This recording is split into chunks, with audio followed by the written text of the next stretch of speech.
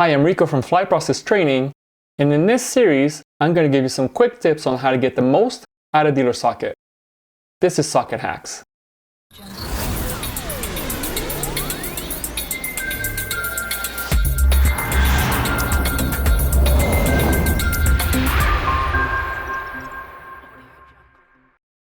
Whether someone quits or was asked to leave, you will have to update DealerSocket's settings to let the system know what the situation is and possibly have to make a decision regarding that user's customer pool.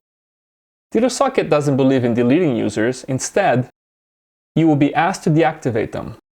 Here's how. To deactivate a user, you need to be in the admin menu and have admin permissions. Click on Dealership Users, search for the user you wish to deactivate, and click on the result to get to the user profile.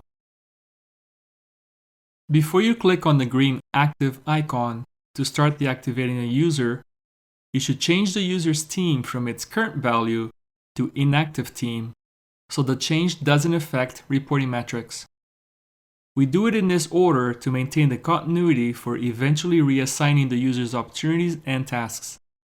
Let's slow it down a bit and look at all of the necessary steps to accomplish this. First, click on the team name, scroll down, and click on Inactive Team before hitting Save. After you can verify that the user is in the inactive team, you need to click on the green Active button and then check the box before hitting Save. Whenever you change a user's status from active to inactive, the Reassign Events banner pops up and invites you to go to the next step.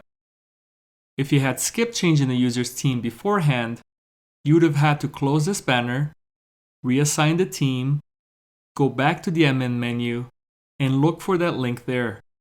It's a lot of friction that could be easily avoided by a simple tweak to the process. So changing teams before deactivating the user is your socket hack. Thanks for watching this video, and please consider watching the other videos in this series, as the goal here is to empower you with the knowledge so you can make good decisions with your CRM.